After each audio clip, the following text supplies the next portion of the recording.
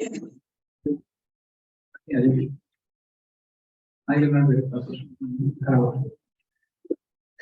श्री कृष्णाष्टकम की जय। सारों भट्टाचार्य की जय। आगे आ जाओ आप पीछे मत जाना। नवगौरवरं नवपुष्पशरं नवभावहरं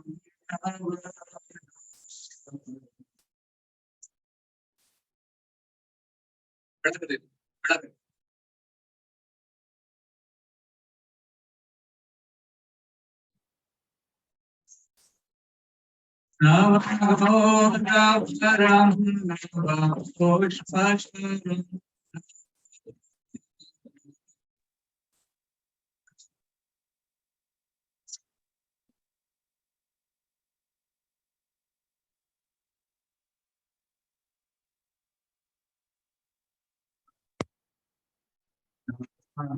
शरं नवदेवहरं प्रणमामि श्रीपुत्रगौरवरम्। उससे कॉल में सही से नहीं आती है।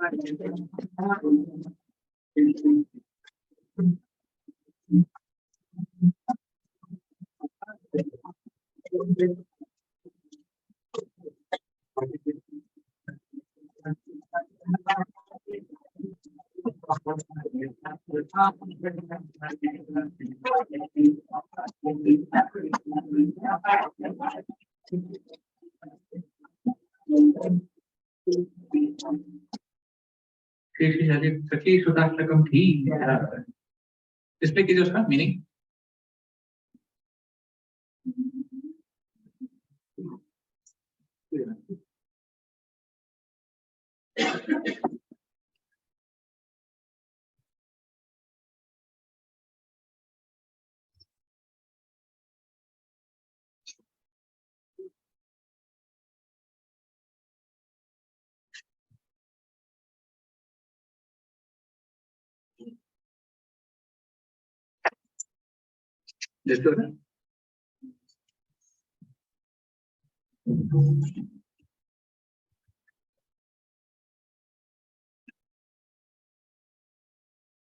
आए आपके साथ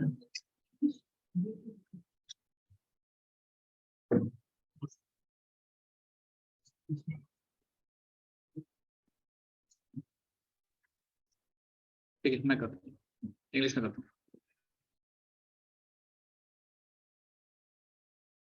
ओके,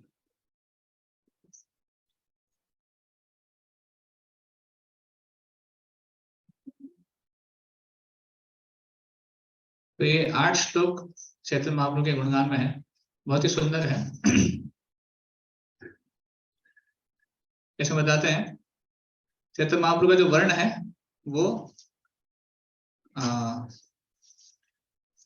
नव गौरवरम, एक फ्रेश कुमकुम की तरह है, और is ever fresh Cupid who shoots arrow of newly blossoming flowers.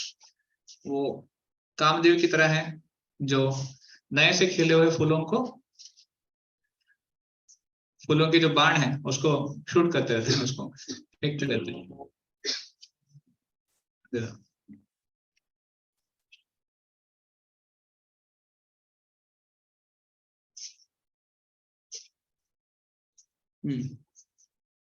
वे भावनात्मक प्रेमानंदित भाव के नए नए भावों की मनस्थिति धारण करते हैं। वे अद्भुत नवीन नृत्य करना पसंद करते हैं। वे नित्य नए परिहास करते हैं जिससे अत्यधिक हंसी उत्पन्न होती है।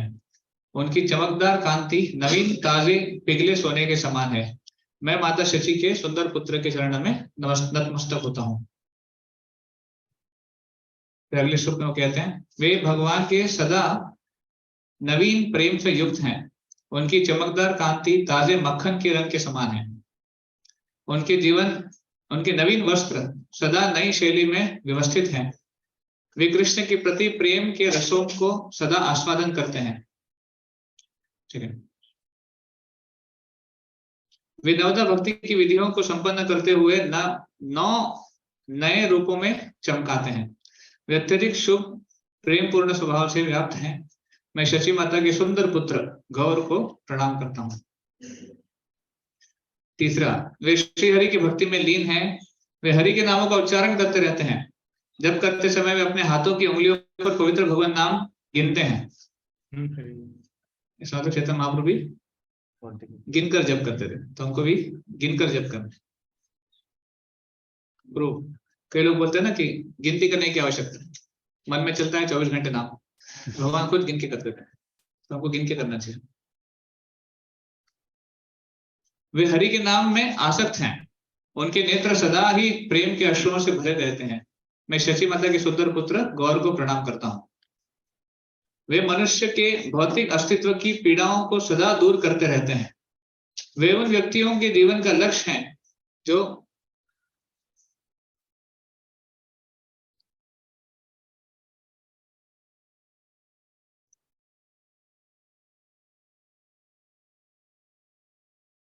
के जीवन के लक्ष्य है जो अपने परम हित की ओर समर्पित हैं। वे लोगों को मधुमक्खी के समान बनने की प्रेरणा देते हैं। मधुमक्खी क्या करती है? हाँ, तो फूलों में जाके उसका रस पान करती है। तो उसी तरह हमको भगवान का जो नाम है उसका आस्वादन करना चाहिए। ऐसे कृष्ण प्रेम रूपी शहद को प्राप्त करने के इच्छुक, ब्रैकेट में लिखें। वे भौतिक जगत के तीव्र ज्वर को नष्ट करते हैं। मैं माता शची के सुंदर पुत्र गौर के चरणों में नतमस्तक हूँ। 5वां, वे स्वयं को शुद्ध भक्ति की ओर प्रेरित करते हैं। वे अपने अत्यंत प्रिय सेवकों को सबसे अधिक प्रिय हैं। वे अपने नृत्य द्वारा प्रेमियों के राजा के गुण प्रदर्शित करते हैं। वे गांव की सुंदर तरुण स्त्रियों के मन में नृत्य करने की भावना उत्पन्न करते हैं। मैं शची माता के सुंदर पुत्र गौर के चरणों में नमस्कार करता हूँ। 6, वे करताल बजाते हैं। तो करताल सीखनी थी हम। करताल बलम कलकंठरवम, उनके कंठ से मधुर संगीतात्मक ध्वनियां उत्पन्न होती है। मतलब हमको गाना भी सीखना चाहिए, करताल भी सीखनी चाहिए, गाना भी सीखना चाहिए। और वीणा पर जीवंत एक उत्साहपूर्ण सुर धीमे धीमे से बजने लगते हैं। इस प्रकार वे भक्तों को नृत्य करने के लिए प्रेरित करते हैं जो उनकी स्वयं की भक्ति से अनुप्राणित होते हैं। मैं माता शची के सुंदर पुत्र गौर के चरणों में नतमस्तक होता हूँ। 7वां, वे संकीर्तन आंदोलन में संलग्न रहते हैं जो इस कलयुग के लिए धार्मिक अभ्यास है। वे नंद महाराज के पुत्र हैं जो पुनः आए हैं। पुनर्नंद सुतम, नंद महाराज के पुत्र पुनः आए। वे पृथ्वी के असाधारण चमकदार आभूषण हैं। उनके प्रचार का भाव जन्म एवं मृत्यु के चक्र के लिए उपयुक्त रूप से अनुकूलित हैं। उनकी चेतना कृष्ण के उनके स्वयं के रूप की समाधि में स्थित है। वे सदा अपने दिव्य धाम को अपने साथ रखते हैं। मैं माता शची के सुंदर पुत्र गौर के चरणों में नतमस्तक होता हूँ। उनके नेत्र, उनके पैरों के तलुए और उनके वस्त्र ऐसे लाल रंग के समान हैं जो उदय होते हुए सूर्य के आगमन को सूचना देते हैं। तो लाल जो बहुत ही फीका लाल होता है, मॉर्निंग में जैसे सूर्य उगता है वैसा लाल है। जैसे ही वे अपने स्वयं के नामों का उच्चारण करते हैं, उनकी आवाज अवरुद्ध हो जाती है। कलकंठ वे संपूर्ण ब्रह्मांड में जीवन में मधुर सुगंधित स्वाद जागृत कर देते हैं। मैं माता शची के सुंदर पुत्र गौर के चरणों में नतमस्तक होता हूँ। जय श्री सत्यनंदन गौर हरि भगवान की जय, श्री चैत्र महाप्रभु की जय। ये बहुत ही सुंदर शची अष्टकम है। तो मैं आपसे अनुरोध करूंगा कि आप इस चतुर्थ अष्टकम को रोज गा सकते हैं। अगर हो सकता है तो याद भी कर सकते हैं। गौर पूर्णिमा के पहले कितना दिन है गौर पूर्णिमा? 9 दिन, 8 दिन, 9 दिन, ऐसे ही कुछ है। तो ठीक है, 8 श्लोक है, 8 दिन है, याद कर सकते हैं गौर पूर्णिमा के पहले। जैसे हम लोग दामोदर महीने में रोज दामोदर अष्टकम गाते हैं ना, उस तरह चैत्र महाप्रभु का भी सच अष्टकम आप 8-9 दिन रोज गा सकते हैं। उसको आप मॉर्निंग प्रोग्राम में इंक्लूड कर लीजिए। हमारे यहाँ भागवतम क्लास के पहले रोज हम गाते हैं ऐसे। ठीक,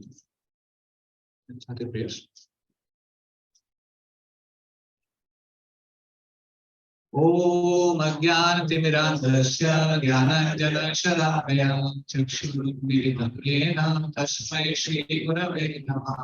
श्रीचैतन्यदन्ति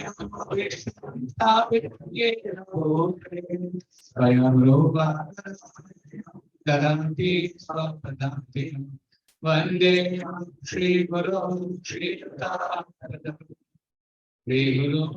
वैष्णवान् त्रिरूपं साग्रजातं रघुनाथान्वितं सजीवं साद्वैतं सावधूतं परिजनासहितं कृष्णचैतन्यदेवं श्रीरामकृष्णवन्दं श्रीविशाखान्वितं नमो विष्णुपादाय कृष्णप्रेष्ठाय भूतले श्रीमते भक्तिवेदान्त स्वामिने नामिने नमस्ते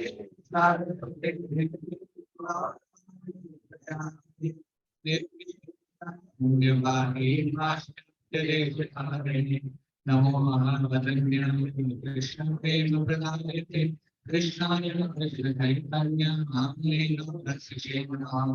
हे कृष्णा सिंधु गोपेश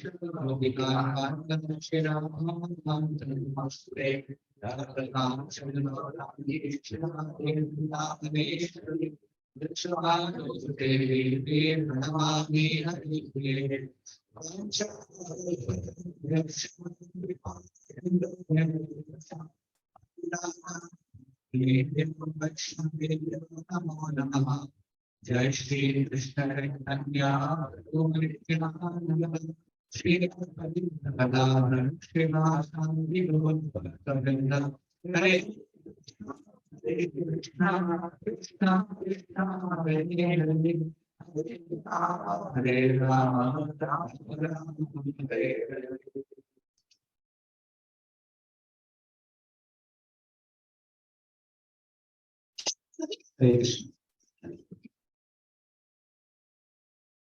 तो लास्ट सेशन में हमने हमारा जो टॉपिक डिस्कस किया था, जो हम पिछले 2 सेशन में कर रहे हैं, 3 C's ऑफ लाइफ। कौन से 3 C हैं? Conditions, conditionings and cut throat competition. तो कंडीशन और कंडीशनिंग हमने लास्ट टाइम पिछले सेशन में कंडीशंस के बारे में देखा, पिछले सेशन में कंडीशनिंग के बारे में थोड़ा था, और आज थोड़ा उसको कंटिन्यू करेंगे और कट थ्रोट कॉम्पिटिशन भी थोड़ा देखेंगे। तो कंडीशन में क्या था, कैसे हमारे जीवन में बहुत सारी कंडीशंस हैं जिसकी वजह से हम भोग नहीं कर पाते, जो हमारी इच्छाएं उसकी पूर्ति भी नहीं कर पाते हैं। हमारी स्वतंत्रता नहीं है 100%। We are bound by conditions. क्या कंडीशन है? मटेरियल बॉडी है, बॉडी की कंडीशन है अपने आप में, बॉडी से, बॉडी में लिमिटेशन है, उसमें एंजॉय नहीं कर सकते। हाँ हाँ, जन्म तो जरा व्याधि कंडीशन है। अनलिमिटेड एंजॉयमेंट नहीं हो पाता, अनलिमिटेड खा नहीं सकते, अनलिमिटेड सुन नहीं सकते हैं, या फिर कुछ भी नहीं कर सकते, सो भी नहीं सकते। तो conditions are there, we can't do anything freely. और हाँ, कंडीशंस का कारण है ये भौतिक शरीर।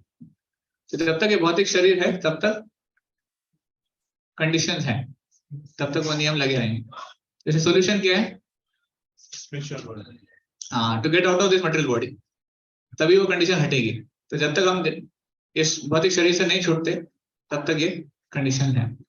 So as soon as we get back our original Krishna conscious position, we revive our position and go back to Godhead. Then only we will be free. We can freely enjoy. आध्यात्मिक senses हैं, spiritual senses, वो freely सब कुछ कर सकते हैं, वहां पे कोई लिमिटेशन नहीं है। तो स्पिरिचुअल वर्ल्ड में ऐसे बताते हैं कल्प वृक्ष है, जिसमें आप जो चाहो मांगो मिल जाएगा। आपको समोसा चाहिए समोसा मिल जाएगा, आपको गुलाब जामुन चाहिए वो भी मिल जाएगा, आपको जो चाहिए सब मिल जाएगा। कल्प वृक्ष, और इसमें कोई बाउंडेशन नहीं है।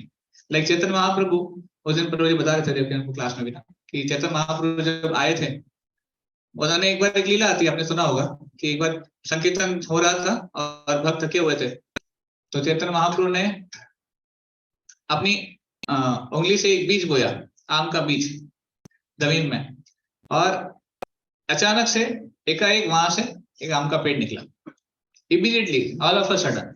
उसमें कोई टाइम डिले नहीं था। आम आने में कितने साल लगते हैं? जनरली जनरेशन लग जाता है, मैंने सुना है।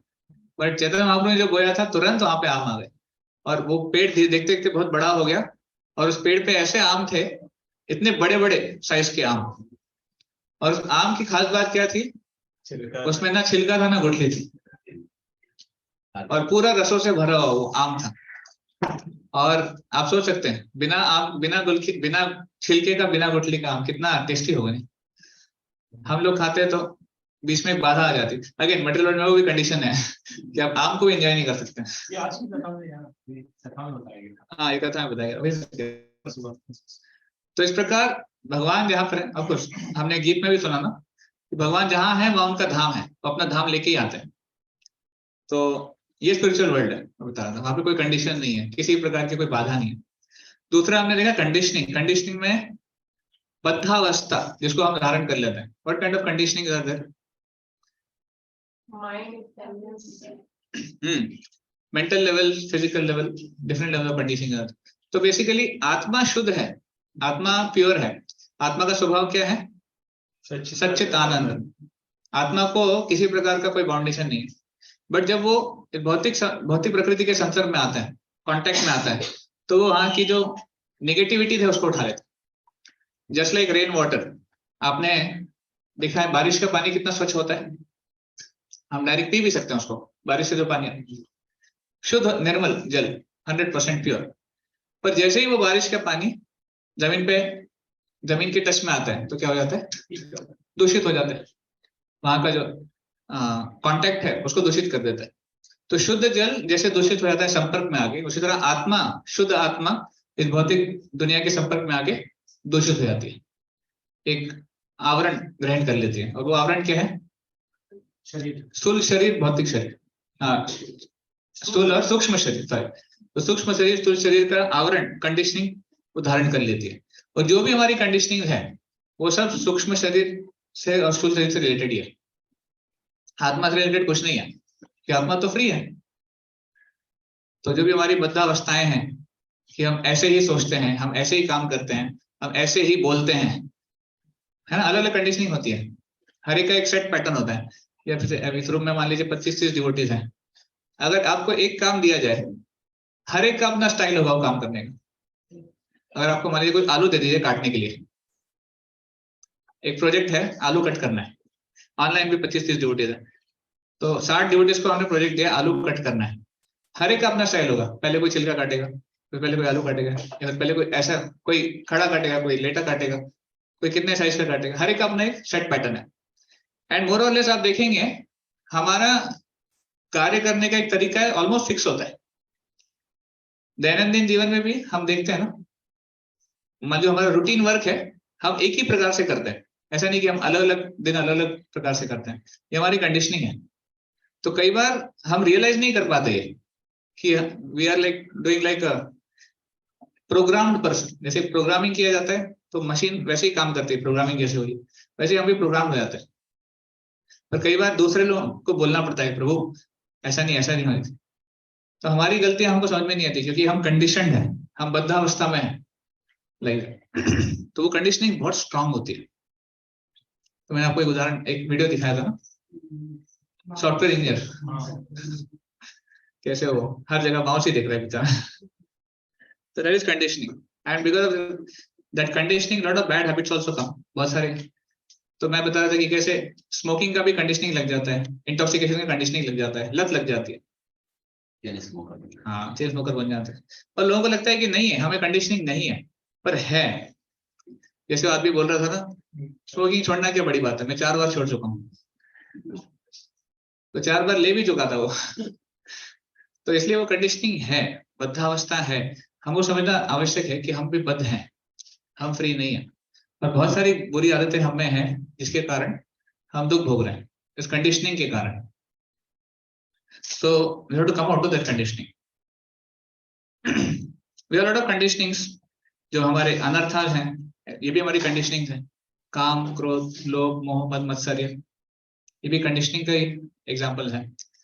नेचुरली कोई अगर सक्सेस पाता है तो हम थोड़ा सा ईर्ष्यालु हो जाते हैं, नेचुरली कंडीशनिंग आ जाती है हमें, भले वो मटेरियल लाइफ में हो, स्पिरिचुअल लाइफ में भी हो, आध्यात्मिक जीवन में भी कभी कोई आगे जा रहे हैं, अंदर से लगता है मैं क्यों नहीं,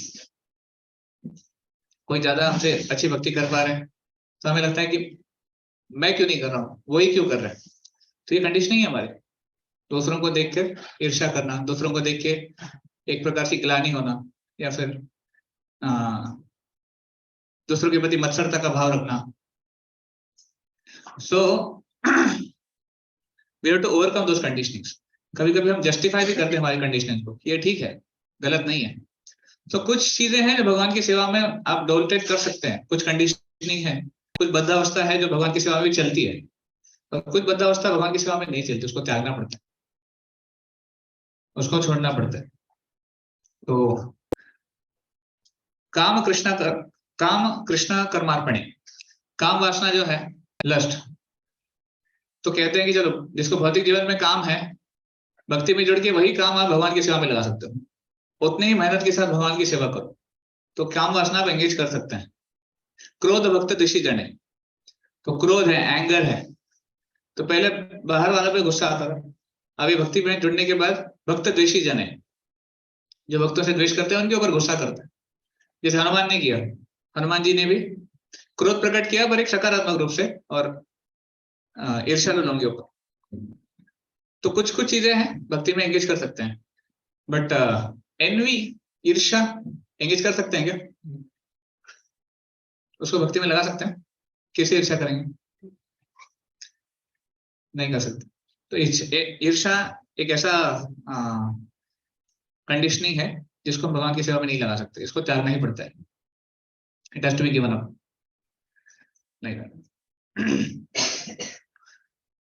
ग्रीड, लोभ बहुत बड़ा कंडीशनिंग है, उसको भी त्यागना पड़ता है। मैंने आपको एक वीडियो दिखाया है ग्रीड का, I will show you that video, that is the greedy. आपने देखा होगा, नहीं देखा? मैंने आपको दिखा दूं कितना लोभ हो सकता है व्यक्ति को।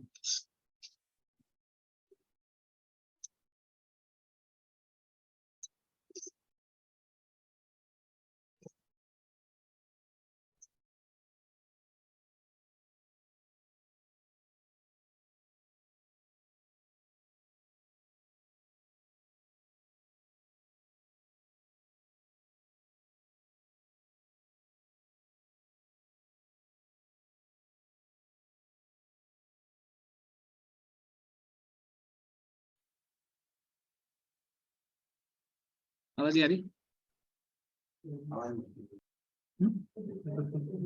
बोले दिखाया ना? दिखाया सर। उसी के नीचे लास्ट में ये पर दिखानी No? देखो नहीं आ रही अभी आवाज।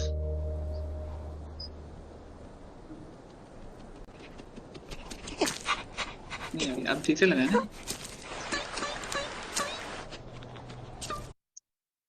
क्या हो गया?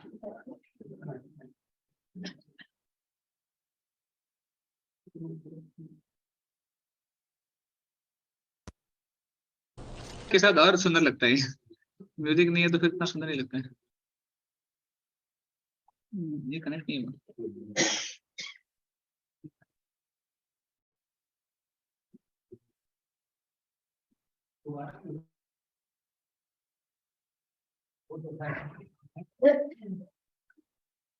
क्या लेसन मिलता है?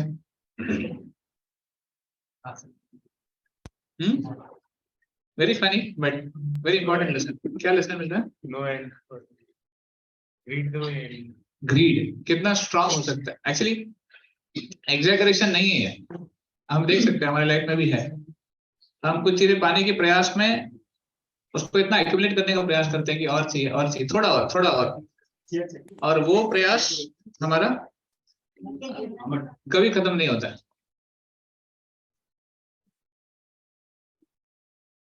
हाँ, और अंत में हासिल क्या होता है? कुछ नहीं, उसको कुछ नहीं मिलता है।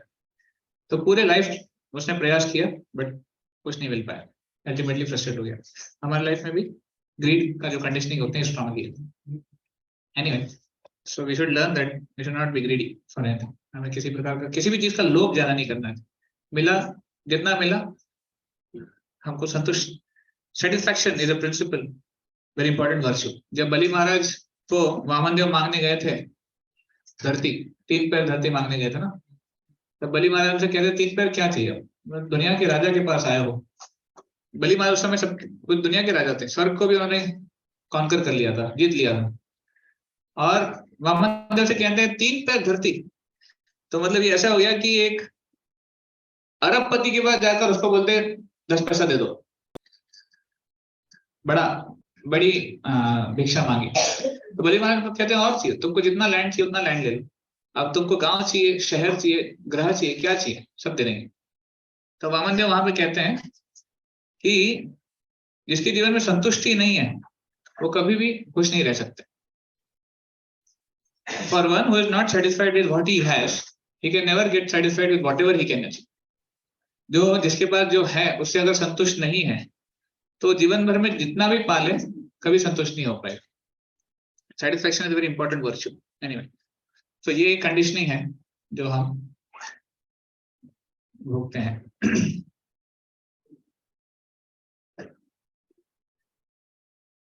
तो इसलिए कंडीशनिंग से छुटकारा पाने के लिए हमको अपने आप को भगवान की भक्ति में स्थित करना होगा। How to give up our bad habits हमने डिस्कस किया था ना, GIGO principle. Garbage in garbage out, good in good out. अगर अच्छे इनपुट देंगे तो अच्छा आउटपुट निकलेगा। तो हमारे जो इनपुट्स हैं, हम किसके साथ रहते हैं, हम क्या देखते हैं, क्या सुनते हैं, बहुत इंपॉर्टेंट है। इनपुट से डिटरमाइन करता है आउटपुट क्या रहेगा। अगर हम अच्छी चीजें देखेंगे, भगवान के बारे में सुनेंगे, भगवान के बारे में देखेंगे, तो वही चीज हमारे विचारों में, चेतना में और फिर आगे जाके व्यवहार में भी आएगा। You have heard that, ना? Thoughts becomes your thoughts becomes action. Action becomes habit. नहीं, वर्ड भी है बीच में। Thought becomes Words. वो चेन है, मैं भूल रहा हूँ। तो basically thoughts, habits, character, culture. हाँ, thoughts, actions, habits, character, culture, ये सीक्वेंस है। एंड शुरू होता है थॉट से, विचारों से। और विचार कहाँ से आते हैं? हमारे इनपुट से। हम क्या देख रहे हैं, क्या सुन रहे हैं, क्या पढ़ रहे हैं, बहुत इंपॉर्टेंट। इसलिए इनफैक्ट भक्त होने के बाद, भक्ति में जुड़ने के बाद हमें प्रयास करना चाहिए हमारे इनपुट पूरी तरह कृष्ण भाषित होने चाहिए। अगर कुछ भी भौतिक इनपुट जाते हैं तो बहुत समस्या हो जाती है आगे जाके। वो अभी समझ में नहीं आएगा, आगे जाके समझ में आएगा। अभी ऐसा लगता है कि हम कर सकते हैं, हम अपने आप को कंट्रोल कर सकते हैं, पर वो जब कंट्रोल के बाहर हो जाती है, habits are very very dangerous, very difficult to die. ऐसे बोलते हैं हैबिट्स डाई हार्ड, इंग्लिश में कहावत है। हैबिट जल्दी जाती नहीं है। Till the time you realise that you have a habit, before that the habit has consumed you, ऐसे बोलता है। जब तक आपको पता चलता है कि मुझे आदत लग गई है, उसके पहले आदत ने आपको पकड़ लिया है, आदत फिर छूटना बना था। तो हैबिट में HABIT होता है इंग्लिश में। तो हैबिट में से H निकाल दो, क्या बचता है? हैबिट। A निकाल दो, बिट। B निकाल दो, रहता ही है।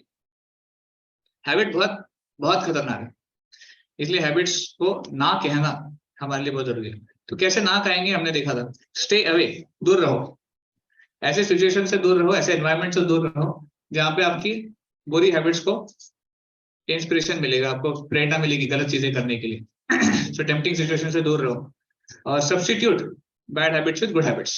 बुरी आदतों को अच्छी हैबिट में लगाओ। कुछ भी खराब आदत है उसको कन्वर्ट करो, चेंज करो, अच्छा करो। Of course, one more S for starve. Starve मतलब उसको भूखा रखो, जो बुरी आदतें हैं उसको खाना मत दो, मतलब वो करो मत, भले कितना भी टेम्पटेशन आए, कितना भी अंदर से वेग आए। जैसे अर्जुन बोलते हैं वेग बहुत स्ट्रांग होता है। चंचलम ही मना कृष्ण प्रमाथी, प्रमाथी बलवत दृढ़म। मन बहुत स्ट्रांग है और एक पागल हाथी की तरह है, तो वेग बहुत स्ट्रांग होता है। पर हाँ, अर्जुन कहते हैं वायु रिव सुदुष्करम, वायु को कंट्रोल करना आसान है, वेग को कंट्रोल करना मुश्किल है। और फिर भगवान कहते हैं कि अभ्यास है न कौनते, प्रैक्टिस एंड डिटैचमेंट, वैराग्य। जितना हम प्रैक्टिस करेंगे और जितना दूर रहेंगे उतना हम जल्दी उसको कंट्रोल कर पाएंगे। So how to say yes to good habits? Problem, lack of belief that they can change. कई बार हमें विश्वास नहीं होता कि हम बदल सकते हैं। कोई तो पूछ रहा था होते क्या बुरी आदत बदल सकते हैं क्या? ये भी एक समस्या होती है। हमको लगता ही नहीं कि ये आदत जा सकती है, but we should have belief कि चेंज हो सकता है। तो व्हाट टू डू, सोल्यूशन क्या है? अगर जिसको विश्वास ही नहीं है कि बदल सकते हैं, सोल्यूशन क्या है? They should be given that faith. उनको वो श्रद्धा होनी चाहिए कि नहीं, बदल सकते हैं। कैसे बदलेंगे? ऐसे उन लोगों का उदाहरण देखो जो बदले हैं। एग्जाम्पल्स आर अवेलेबल जो बदले हैं, हमारे शास्त्रों में है, हमारे जीवन में है, हमारे वरिष्ठ वैष्णव कुछ उदाहरण बताते हैं उनमें है। देख सकते हैं हम लोग जो भक्ति में जुड़कर अपने आप को बदल पाए। And encouragement and motivation by others, जो दूसरे भक्त है जिनको उस भक्त के प्रति जो समस्या है उसके प्रति कुछ करुणा है या फिर उनको फीलिंग है, उनको इंकरेज कर सकते हैं, उनको मोटिवेट कर सकते हैं। Lack of desire to change, ये दूसरी समस्या है। मुझे पता है बदल सकता हूं पर बदलने की इच्छा नहीं हमारी। तो उसके लिए क्या करना चाहिए? नीड राइट इंटेंट, इच्छा शक्ति सही होनी चाहिए। एंड अवेयरनेस, क्या बदलना है पता होना चाहिए, अपने आप का सेल्फ अवेयरनेस। इससे सेल्फ एनालिसिस बहुत इंपॉर्टेंट है। मैं कौन हूं, वो एम आई, पता होना चाहिए। तो कई बार जैसे हमने डिस्कस किया, बद्धावस्था में हमको नहीं पता होता है हु एम आई, तो हमें दूसरों का संग लेना चाहिए। यहाँ पर भक्तों का संग आवश्यक है, जो भक्त हमको समझा सकते हैं कि हाउ टू चेंज और व्हाट इज रॉन्ग इन मी। इसलिए ना हमें कभी भी दूसरों से फीडबैक लेना चाहिए, या फिर अगर फीडबैक मिलता है, भक्तों के संग में एक अच्छी बात है कि आपको मांगो ना मांगो फिर को फीडबैक मिल जाएगा। आपको कोई ना कोई कुछ ना कुछ बोल ही देगा। भक्त भी भगवान अरेंज करते हैं प्यूरिफिकेशन हमारे जीवन में, तो कहीं ना कहीं से कुछ फीडबैक आ जाएगा, कहीं ना कुछ करेक्शन आ जाएगा। उस करेक्शन को हम कितना ओपन है वो हमारे ऊपर है। आपको बोलते हैं कि प्रभु आप ऐसे हो, ऐसा नहीं करना चाहिए, आप बोलते हैं नहीं नहीं आप ही गलत हो, हम सही हैं, तो फिर that shows I don't want to change, बदलने की इच्छा नहीं है। दुनिया जाए भाड़ में, मैं ऐसे ही हूँ। ऐसा नहीं होना चाहिए हमारा। हमको देखना चाहिए कि दूसरे अगर कुछ कह रहे हैं, अगर एक व्यक्ति कुछ कह रहा है तो ठीक है, हो सकता है वो गलत हो, पर 4 लोग सेम चीज कह रहे हैं, इसका मतलब समस्या है, समस्या है। तो इसलिए भक्तों का संग और अच्छी आदतों को विकास करना, दैट इज सॉल्यूशन। अच्छा ठीक है, डिजायर भी है, बिलीव भी है कि डिजायर भी है, आई मीन श्रद्धा है कि चेंज हो सकते हैं, और इच्छा भी है चेंज करने की, पर पता नहीं चेंज कैसे करना है, लैक ऑफ डिस्क्रिमिनेशन, चेंज क्या करना है कैसे करना है पता नहीं है। उसके लिए क्या चाहिए?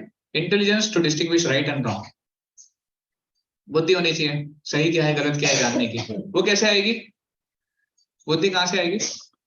शास्त्रों से आएगी। शास्त्रों का अध्ययन जब करेंगे तो बुद्धि आएगी, क्योंकि शास्त्रों में शास्त्रों के माध्यम से हमारी जो आध्यात्मिक बुद्धि है वो और विकसित होती है, शार्प होती है। जब भगवत गीता पढ़ेंगे, श्रीमद् भागवतम पढ़ेंगे, उसमें जो तात्पर्य है श्रील प्रभुपाद जी के, उनके माध्यम से हम देखते हैं वैष्णव के गुण क्या है, और हम वहां फिट होते हैं कि नहीं होते हैं। फिर उसके माध्यम से हम समझ सकते हैं क्या मुझे बदलना चाहिए क्या नहीं बदलना। इसलिए शास्त्रों को भी पढ़ते वक्त हमको कंटेम्पलेट करना चाहिए, कंटेम्पलेशन के साथ, कि हम कहाँ हैं, ये लागू होता है कि नहीं। तो कई बार हम शास्त्रों को पढ़ते हैं बट वो एज अ रीडिंग निकल जाता है, और एक बार पढ़ा बाद में आगे का पढ़ते हो पीछे का भूल जाते हैं पूरी तरह।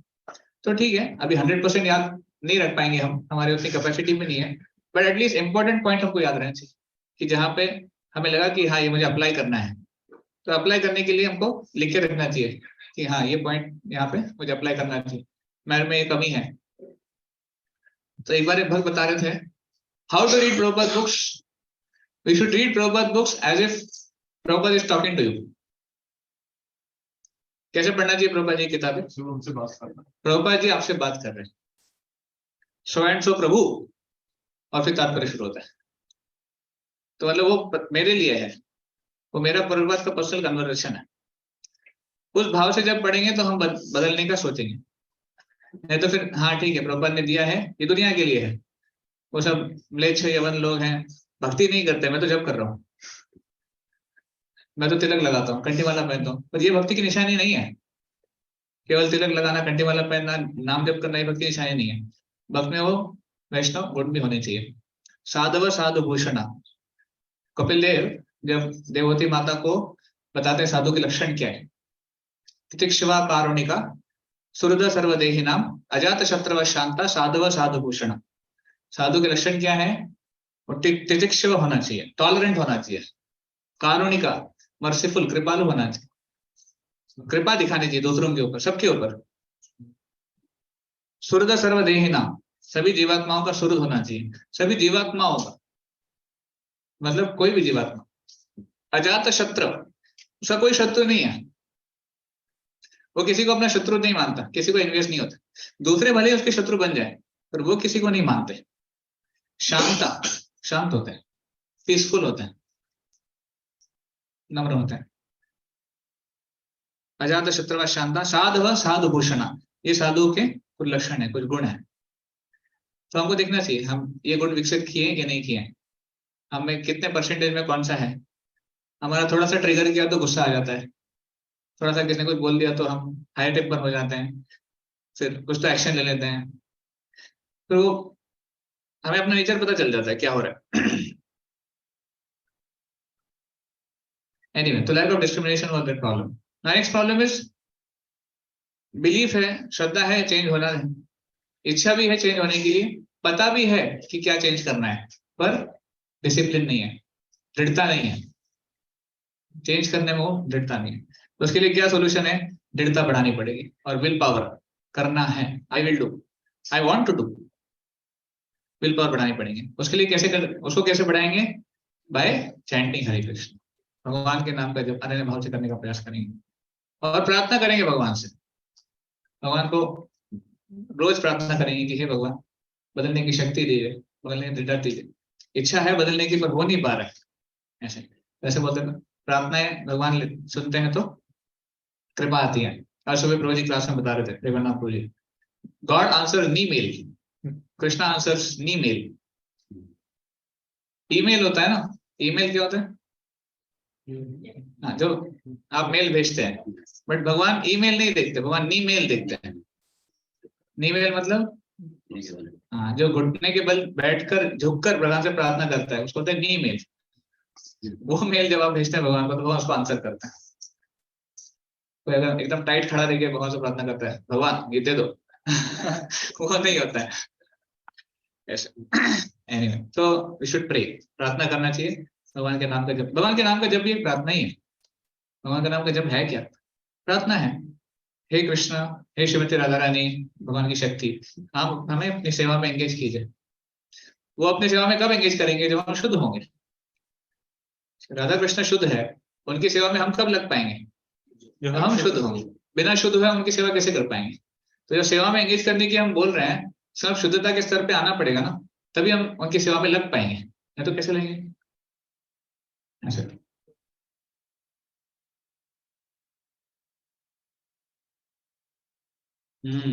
तो कंडीशनिंग कैसे हमको ड्रैग करती है, पुल करती है और अपना नौकर बना देती है। तो प्रभुपाद जी एक लेक्चर देते हैं, ये प्रभुपाद जी का बहुत फेमस लेक्चर है, आप उसको सुन सकते हैं। भागवतम 1:15-40 इंग्लिश में है, आप सुन सकते हैं। लॉस एंजलिस पे दिया था प्रभुपाद जी ने दिसंबर 1973 में, तो उसमें से ये कुछ छोटा सा सेक्शन है। तो प्रभुपाद जी कहते हैं ये जो 6 चीजें हैं, काम, क्रोध, लोभ, मोह, मद, मत्सर्य, these are 6 whips, ये 6 कोड़े हैं जो माया देवी इस्तेमाल करती है हमारे लिए, मटेरियल एनर्जी। और जो भी कृष्ण को सरेंडर नहीं करता है, कृष्ण को समर्पण नहीं करता है, उसको ये बांध के रखती है 6 कोड़े। तो ब्रह्मा जी कहते हैं भगवान ने हमको फ्रीडम दिया है, स्वतंत्रता दी है, पर स्वतंत्रता गलत इस्तेमाल करने के लिए नहीं है। छोटे बच्चे को स्वतंत्रता मिलती है, पर वो स्वतंत्रता अगर गलत इस्तेमाल करता है तो स्वतंत्रता ले ली जाती है।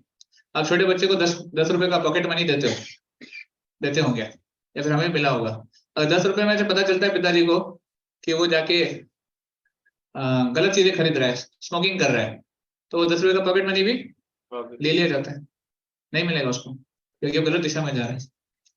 तो अगर कोई बिलियनर बच्चा है, मतलब बिलियनर पिता का बच्चा है, बहुत करोड़पति पिता है, पर एकलौता बेटा है, पिताजी बोलते हैं बेटा तुमको ना पूरा प्रॉपर्टी तुम्हारा है, तुमको देना है, और वो उसको 10 रुपए देते हैं, वो 10 रुपए गलत इस्तेमाल करता है, तो पिताजी उसको रोक देते हैं।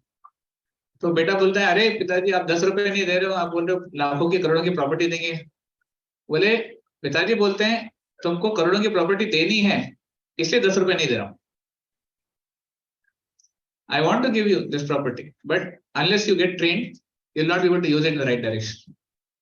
तो उसने हमारे पिताजी हैं भगवान, वो हमको सब कुछ देना चाहते हैं, आध्यात्मिक जगत में वहां देना चाहते हैं, पर कब? जब वो देखते हैं कि जीवात्मा उसको सही से इस्तेमाल करे। भगवान ने थोड़ा सा फ्रीडम दिया है, हमारा फ्रीडम कितना है? इनफाइनाइटेसिमल है, वो थोड़ा सा है।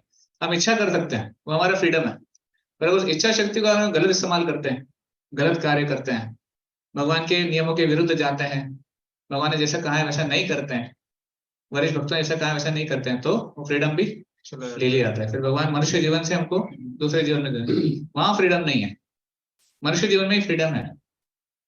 पशु जीवन में, पक्षी जीवन में, कीट जीवन में फ्रीडम नहीं है ऐसा।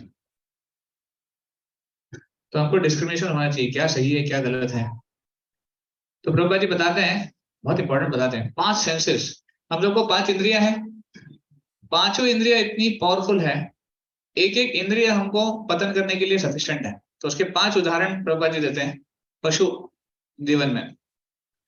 तो पहला तो बोलते हैं फिश, मछली। आपको पता है फिश, मछली की वीकनेस क्या है? फिश खाना, टंग। मछली का वीकनेस क्या है? उसका टंग, उसकी जिह्वा। कैसे? मछली पानी में रह रही है, उसको सब मिलता है, पानी से अपना भोजन मिलता है, पर जब वो मछुआरा वो डालता है, क्या बोलते हैं उसको? बेट इंग्लिश में बोलते हैं, हिंदी में क्या बोलते हैं? जाल नहीं, हाँ वो कांटा, जो भी है उसमें जो भी बेट डालता है, तो बेट में कुछ तो भोजन होता है, स्वादिष्ट भोजन होता है। अब मछली को सब मिल सकता है पानी से, बट जिह्वा के सेंसेशन के कारण उसको अच्छा खाने को चाहिए, तो क्या दिखता है वो कुछ तो अच्छा है। तो जो प्रोटेक्टेड था, जो मछली प्रोटेक्टेड थी, पानी में, पानी की सतह में थी और अच्छे से खा रही थी, वो ऊपर जाती, थोड़ा अपना प्रोटेक्शन छोड़ के।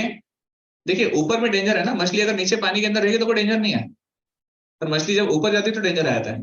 तो पानी की सतह क्यों छोड़ती है? जिह्वा के कारण, और वहां जाती है खाने के लिए, और जैसे ही वो खाती है टपके से वो अटक जाता है, तो ऐसे ही बाहर निकलती है, उसकी मृत्यु हो जाती है।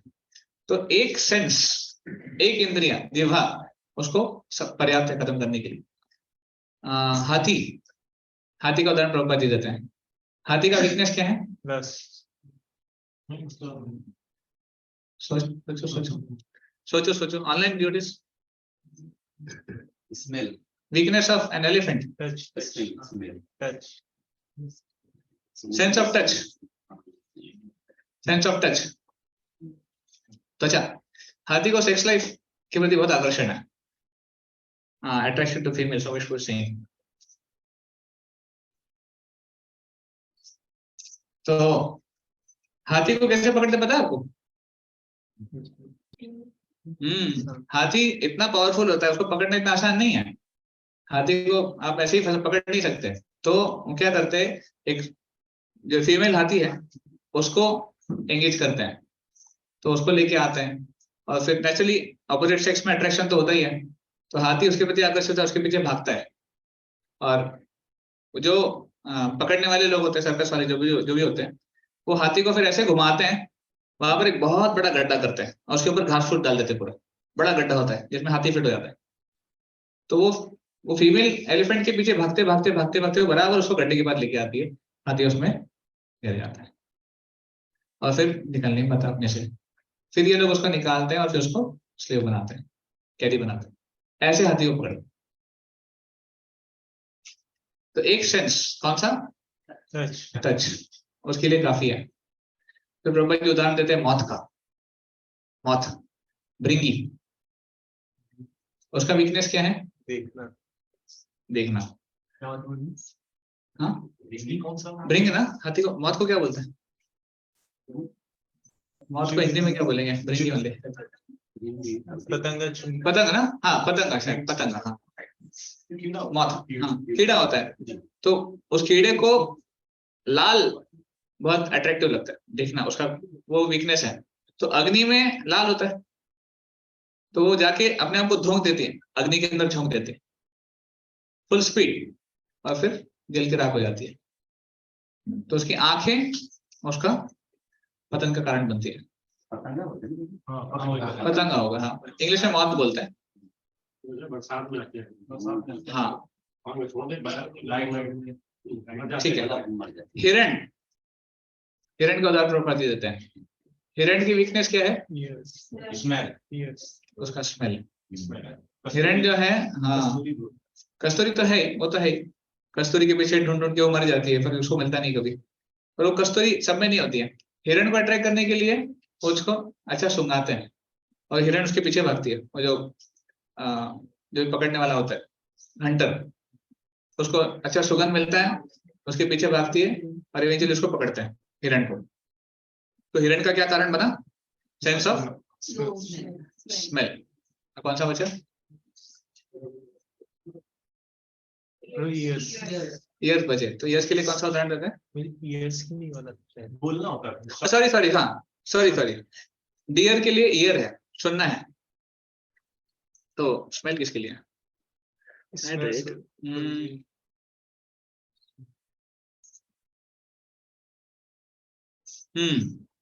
बीज के लिए स्मेल होता है। तो डियर्स के लिए ईयर होता है। हिरण को सुनना, वो बजाते हैं ना, वो साउंड ध्वनि बजाते हैं, उससे हिरण अट्रैक्ट होता है और फिर उनको पकड़ते हैं।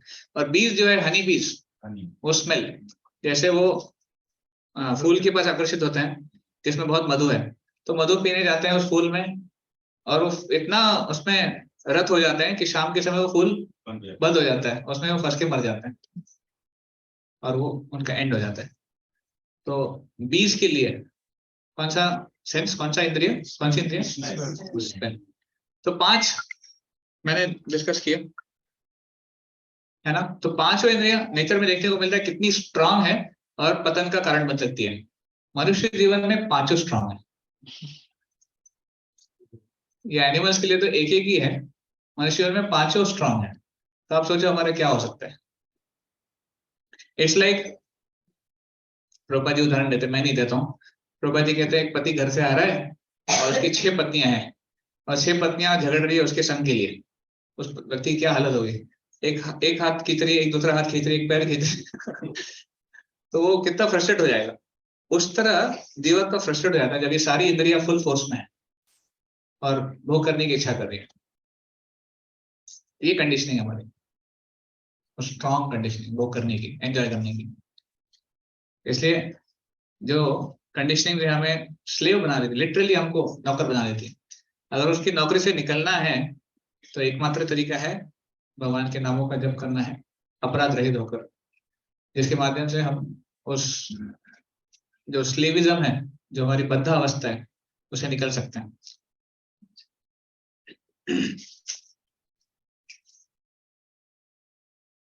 अब प्रभुपाद जी बहुत कुछ बताते हैं, आप पढ़ सकते हैं बाद में।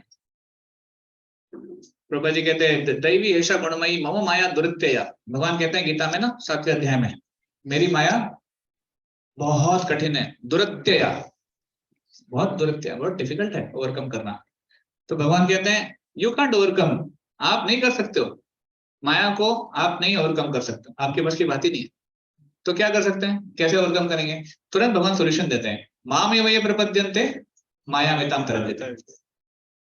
तो भगवान पहले 2 लाइन में कहते हैं कि मेरी माया बहुत मुश्किल है, मम माया दुरित्यया, आप नहीं उसको ओवरकम कर सकते, पर तुरंत अगर आप मुझे शरण जाओगे तो मैं आपको प्रोटेक्ट कर सकता हूँ। माया मितां तरन्ति थे, आप तार सकते हो माया। तो इसलिए भगवान की भक्ति ऐसे बोट के समान है जो भवसागर को तार सकती है, इसके क्रॉस द मटेरियल। तो ये भगवान के चरण कमलों का जितना हम आश्रय ग्रहण करते हैं उतना हम माया से बच के रह सकते हैं, भले हम भव सागर में हैं तो भी।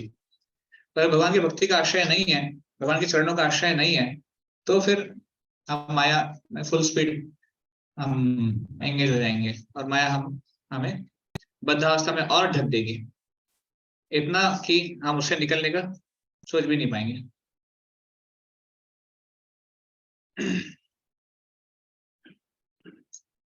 Okay, so that was about condition. I'll just finish this so that this gets over now. Cutthroat competition, तीसरा जो सी था, देखिए हमारे भौतिक जीवन में ना बद्धावस्था में बहुत कंपटीशन है। तो वैदिक शास्त्र में वर्णन है जीवो जीवस्य जीवनम, एक जीव दूसरे जीव का आहार है। तो ये मटेरियल वर्ल्ड का नेचर है कि सब कुछ, एक जो स्ट्रांग है वो वीक को कॉन्कर करता है और उसको उसके बल पे अपना उदर निर्वाह करता है। मोटी मछली होती है, छोटी मछली को खा जाता है, मोटे पशु होते हैं, छोटे पशुओं को खा जाते हैं। एक बड़ा मॉल आ जाता है तो दुकानें खत्म हो जाती हैं, दुकानों को खा जाता है। एक बड़ा कोई व्यक्ति आ जाता है, छोटे लोगों को दबा देता है। तो ये संसार का नियम, competition, this competition very strong in the material world. Her field में है, मनुष्य जीवन में तो है ही, सब पशु जीवन में भी सब जगह है। इसलिए इस कंपटीशन से हम उसको ऐसे ही नहीं छोड़ सकते, जब तक एक बद्धावस्था में है, भौतिक जीवन में है, ये कंपटीशन रहेगा ही रहेगा। We can not make this society competitionless. Prabhupada ji कहते हैं डोंट ट्राई, आप प्रयास मत करो इस सोसाइटी में, ये कंपटीशन हट जाएगा। मटेरियल वर्ल्ड ही ऐसा है। तो जब तक आप एक सेंटर नहीं लेके आते, कृष्ण भाषण एक सेंटर नहीं होगा, तब तक कंपटीशन हट नहीं सकता। साइलेंट कर दो उसको, ऐसा। तो यहाँ पर हर कोई भय में, कंपटीशन है मतलब भय है, फियर, क्या होगा, फियर है ना, आगे क्या होगा। और इस फियर के चलते ही पूरी दुनिया एक प्रकार से कार्य कर रही है। ये भौतिक प्रभुपाद जी कहते हैं मटेरियल एग्जिस्टेंस में जो कुछ भी हो रहा है इस फियर की वजह से हो रहा है। फियर फैक्टर, कैसे होगा, क्या होगा, आगे होगा कि नहीं होगा, काम करेगा कि नहीं करेगा। देखिए जंगल का राजा शेर है, शेर को भी डर होता है। शेर को किस चीज का डर होता है? शेर को दूसरे शेरों से डर नहीं है उसको। हाँ वो भी है, कंपटीशन है वो भी, हाँ सब लोग डरेंगे वो भी है, पर उसका भय ये उसको कुछ खाने को मिलेगा नहीं मिलेगा। Point is everybody fears him, everybody runs away. शेर को मतलब शेर जैसे आता है सबको भनक लग जाती है, उसको भोजन नहीं मिलता है। ऐसा मत सोचो शेर एंजॉय कर रहा है, जंगल का राजा है तो उसको स्ट्रगल करना पड़ता है। कभी कभी 2 हफ्ते तक उसको भोजन नहीं मिलता है। इसलिए वो जब प्रे पकड़ता है, जब वो हाँ जो भी उसका शिकार पकड़ता है, उसको वो रखता है एक जगह पे ताकि वो रोज थोड़ा थोड़ा खा सके। स्ट्रगल है उसके जीवन में। तो जंगल के राजा के जीवन में इतना स्ट्रगल है, तो बाकी को उसको छोड़ ही दो। तो हम सेम थिंग मटेरियल वर्ल्ड में अप्लाई, मनुष्य जीवन में अप्लाई कर लीजिए। किसके जीवन में स्ट्रगल नहीं है, कंपटीशन नहीं है। जो जितना बड़ा उतना बड़ा कंपटीशन। आपको लगता है वो जो टॉप लोगों की लिस्ट में जो नाम है ये बड़े खुश लोग हैं, टॉप 100 या फिर टॉप 1000 या फिर जो भी है, इनको कोई समस्या नहीं होगी ना, हमको ऐसा लगता है। उनके जीवन में जाके देखो, स्ट्रगल है, कंपटीशन है। तो जितना ज्यादा है उतना ज्यादा कंपटीशन, उतना ज्यादा एंजाइटी भी है, चिंता भी है, पोजीशन की चिंता है, स्ट्रेस। तो इसलिए मुझे वहाँ पे ऐसे लोग हैं उनमें संतुष्टि का भाव आ जाता है बहुत कम, और वो भी कुछ समय के लिए रहता है, कुछ समय के लिए रहता है सब, क्योंकि वो सत्वगुण का है ना। संतुष्टि किसका, कौन से गुण में आता है? तो सब लोग सत्वगुण नहीं है, सत्वगुण बहुत ही कम लोग हैं। तो जब तक हम सत्वगुण विकसित नहीं करेंगे संतुष्टि नहीं आ पाएगी। तो हाँ ये है, तभी तो उस स्टेज पे रह के भी लोग असंतुष्ट रहते हैं, उनको गोलियां खानी पड़ती हैं, डॉक्टर के पास जाने पड़ते हैं। कितने बड़े बड़े स्टार्स हैं या फिर सो कॉल्ड फेमस लोग हैं जो भी कभी कभी उनकी मृत्यु के बाद पता चलता है उनमें क्या समस्याएं थी, उनकी लाइफ में कितने प्रॉब्लम्स थे। 3-3 4-4 शादियां करनी पड़ती हैं और बड़ी समस्याएं हैं। माइकल जैक्सन का सुना होगा आपने, वो इतने फेमस थे, क्या नहीं था उनके पास, सब कुछ था, but he died at very early age, hardly 40s में थे वो, उनकी मृत्यु हुई। और किसके कारण? इतनी गोलियां खाते थे, इतने टीम ऑफ डॉक्टर्स थे उनके पास, फिर भी तो क्या? असंतुष्टि, जीवन में असंतुष्टि है, सब कुछ है, पैसा है, शोहरत है, सब कुछ है, फिर असंतुष्टि है। तो ये कंपटीशन, ऐसा नहीं सोचना चाहिए कि हम ज्यादा अचीव कर लेंगे तो ये कंपटीशन कम हो जाएगी। इसलिए जहां है, जो है हमारे पास, उसी में हमको संतुष्टि का भाव ना है, ना कि और पाने के बाद संतुष्टि आएगी, नहीं आएगी, इट विल नॉट कम।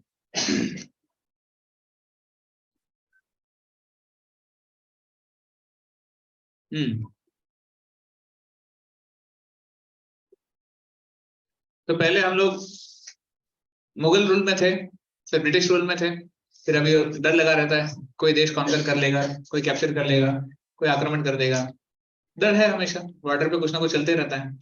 तो भय है कंपटीशन का, पैनिक होता है, फियर है।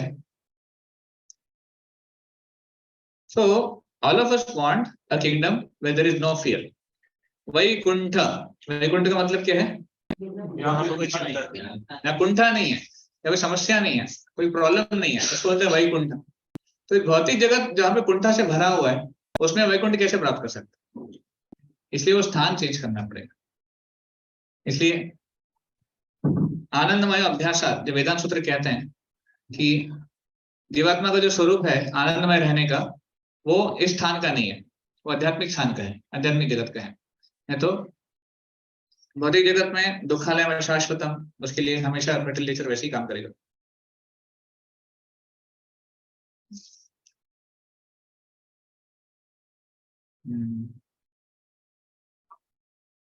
ठीक है, तो अगर हमें सही में ऐसा स्थान प्राप्त करना है जहाँ पे कोई कुंठा नहीं है, जहाँ पर कोई कंपटीशन नहीं है, कंपटीशन लेस सोसाइटी है, तो आध्यात्मिक जगत। ब्रह्मा जी जब प्रार्थना करते हैं भगवान से, भगवान के धाम का गुणगान करते हैं ब्रह्मा जी 3रे स्कंद में, तो वहां पर बहुत सुंदर वर्णन करते हैं कि कैसे आध्यात्मिक जगत में कोई कंपटीशन नहीं है, आध्यात्मिक जगत में कोई कुंठा नहीं है। तो कहते हैं फूलों के बारे, पक्षियों के बारे में बताते हैं, जो सुंदर सुंदर पक्षी गाते हैं। मंदार कुंद पुरबोत्पल चंपकर्णा पुन्नाग नाग बकुलांबुज पारिजाता गंधीर्चिते तुलसिका भरणेन यस्य यस्मिन् तपासु मनसो बहुमानयन्ति। कुछ लोग कहते हैं फूलों के बारे में कि इतने सुंदर सुंदर फूल हैं, इतने सुंदर उनके सुगंध, इतनी मोहक उनके सुगंध है। मंदार कुंद कुरबोत्पल चंपा कर्ण पुन्नाग नाग बकुलांबुज पारिजात, बहुत सारे नाम लेते हैं, अब हमको पता भी नहीं है सारे फूल कहाँ हैं, वो आध्यात्मिक जगत में है। तो वो कहते हैं ये सारे फूल भगवान की सेवा में लगे हुए हैं, पर तुलसी गंधेर चिते तुलसी का भरणे न तस्य, जैसी तुलसी वहां पर आती है और भगवान की सेवा करती है, सारे फूल पीछे हो जाते हैं। और तुलसी को उसको करने सेवा करने देते हैं। क्यों? तुलसी के पास तो ना सुगंध है इतनी और ना ही कोई देखने में ज्यादा आकर्षक है। भगवान को प्रिय है, भगवान हाँ, भगवान को प्रिय क्यों है? इन्होंने अपनी तपस्या से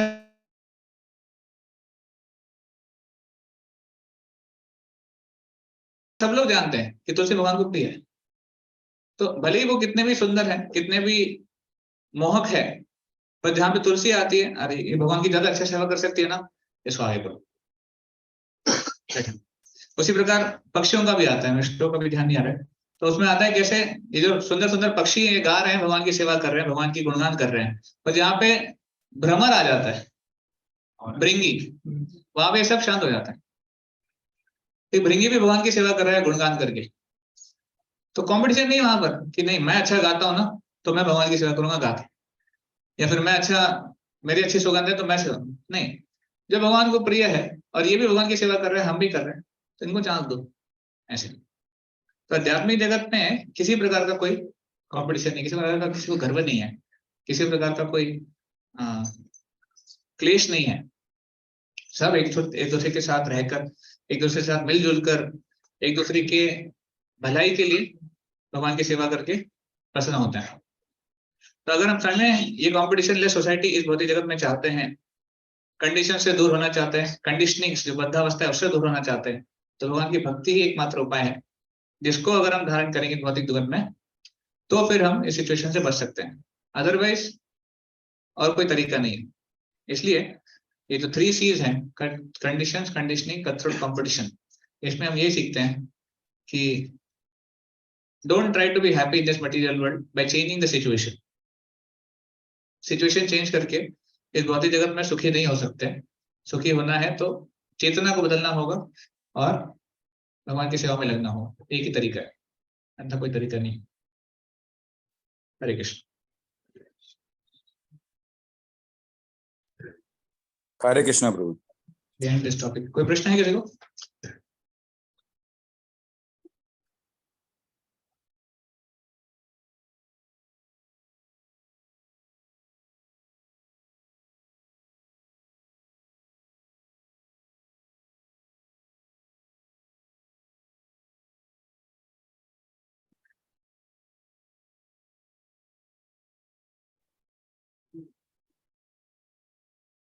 Any question?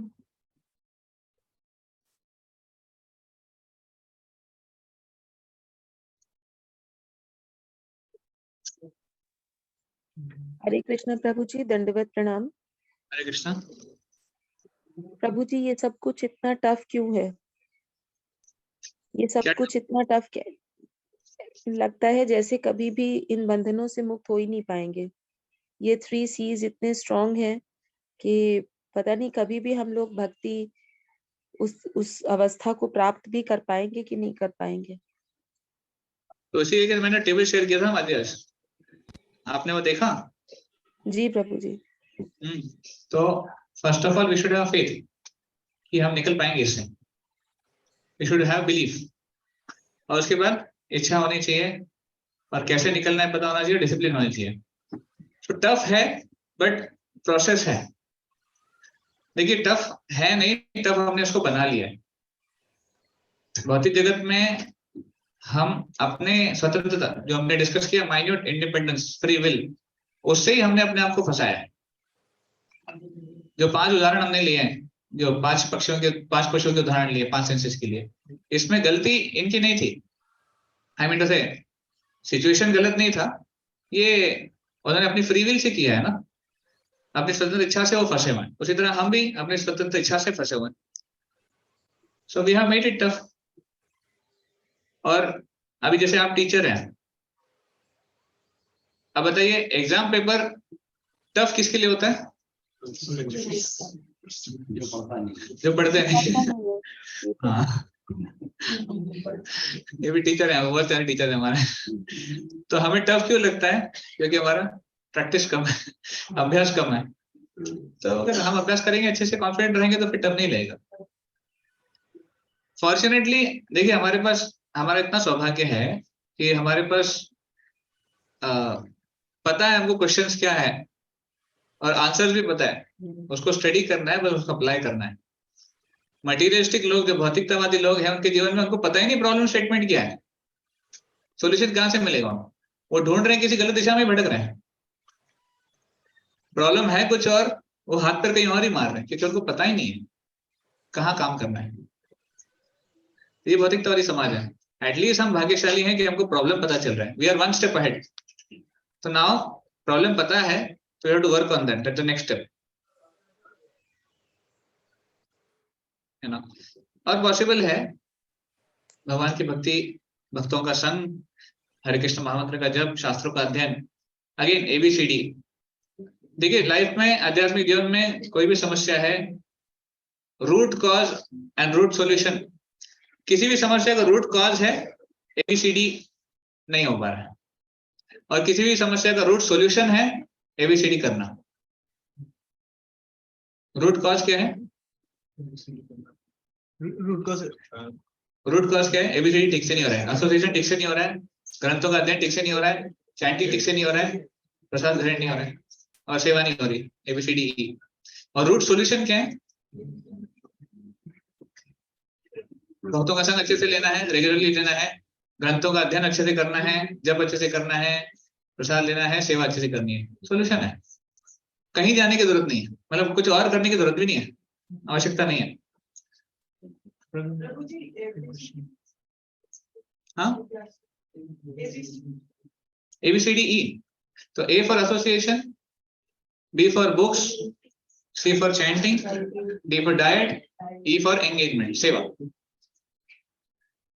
Root solution is this only. Root cause is also when this is not happening properly.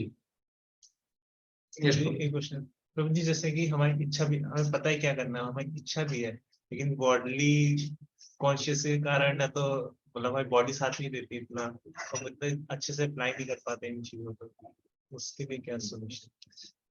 Body साथ नहीं देती इसलिए अप्लाई नहीं कर पाते आप। हाँ, मतलब ऐसा लगता है कि हमें चेतना बहुत अच्छी करनी है, कि हमें बॉडी भी अच्छी करनी, समझ में नहीं आता। नहीं, देखिए शरीर का जहां तक बात है, उसके लिए फिर हमको गाइडेंस लेना चाहिए। एटलीस्ट अगर हमारी इच्छा है काम करने की, तो फिजिबल जो है, प्रैक्टिकल जो है, उतना लेवल पे करना चाहिए। आध्यात्मिक जीवन, मैं नहीं, आई डोंट थिंक कि आध्यात्मिक जीवन शरीर के ऊपर नहीं डिपेंडेंट है, इतना नहीं है। जिसकी इच्छा है ना, आध्यात्मिक जीवन में वो सक्सेस प्राप्त कर सकते हैं, शरीर के ऊपर ज्यादा डिपेंडेंसी नहीं है। अब बताओ, भगवान के नाम के जप करने के लिए कोई डिपेंडेंसी ज्यादा शरीर के ऊपर, ग्रंथों का अध्ययन करने के लिए ज्यादा नहीं। ठीक है, आप कोई कहता है कि मुझे पढ़ना नहीं आता, सुन सकते हैं, ग्रंथों को सुन सकते हैं, सुनना तो आता है। ठीक है, मुझे इंग्लिश नहीं आती, हिंदी आती, हिंदी, तो ज्यादा लिमिटेशन नहीं शरीर की। हम ब्लॉक डालते हैं हमारे सटल बॉडी के कारण, माइंड इंटेलिजेंस फॉल्स, वो दूषित है, उसके कारण ब्लॉक आ जाता है। मन की समस्या, मन की समस्या। हाँ, वही तो, सटल बॉडी के कारण, वही मैं कह रहा हूँ। सूक्ष्म शरीर में ब्लॉकेजेस है, क्योंकि वो बद्धावस्था में। You have to work on that. Gross body, हाँ थोड़ा वो समस्या होगा। मतलब जैसे कि किसी को, जैसे मतलब फिजिकल सेवा वो नहीं कर पा रहा बहुत ज्यादा, तो मेंटल सेवा करें, कोई नहीं तो फोन कर सकते हैं, कोई नहीं तो मंदिर में बैठ के चरणामृत बांट सकते हैं। सेवा अनलिमिटेड है, देयर नो। सेवा क्या है? It's a consciousness. भोग और सेवा वृत्ति, उसमें डिफरेंस क्या है? भोग वृत्ति क्या है? हम एंजॉय, हाँ, आई एम एंजॉय। सेवा वृत्ति क्या है? Krishna I want to serve. तो सेम एक्टिविटी कैन बिकम भोग, सेम एक्टिविटी कैन बिकम सेवा, तो उसमें लिमिटेशन नहीं है ना। आप कोडिंग कर रहे हो, आप कोडिंग करके भी सेवा कर सकते हो, भोग भी कर सकते हो। या फिर आप म्यूजिशियन हो, आप म्यूजिक से भी भोग भी कर सकते हो, म्यूजिक से सेवा भी कर सकते हो। हर चीज सेवा में परिवर्तित कर सकते हैं अगर ट्रेनिंग है तो, इसलिए ट्रेनिंग चाहिए।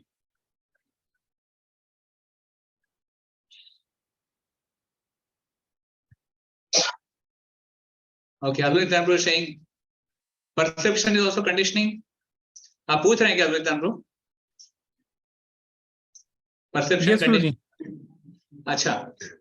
तो परसेप्शन, हाँ you can say it's one of the conditioning, क्योंकि परसेप्शन हमने अपने आप के ऊपर लगाया हुआ एक ब्लॉकेज है। अगर हम उनको परसेप्शन रखते हैं किसी को कि ये ऐसे ही हैं, ये ना ऐसे ही करते हैं, ये बदलेंगे नहीं, ये ऐसे ही बोलते हैं, ये ऐसे ही सुनते हैं, ये परसेप्शन है हमारा। कई बार ऐसा लगता है कि ये व्यक्ति मेरे बारे में कुछ गलत सोचता है, तो ऐसे ही सोचता है, ये बदल नहीं सकता, तो हमारा परसेप्शन बन जाता है। तो या that is also one of the conditioning, बद्धावस्था है हमारी वो। ओके पूरी, थैंक यू। और अरुण जब उदाहरण दे रहे हैं आपके क्वेश्चन के लिए, वो कह रहे हैं कि उनकी सिस्टर है जो डेफ है और डम्ब है, ना बोलना आता ना सुनना आता है, फिर वो हरे कृष्ण मंत्र जप करती है और लिखती भी है। हरि बोल हरि बोल। हरि बोल। उनके है उदाहरण है।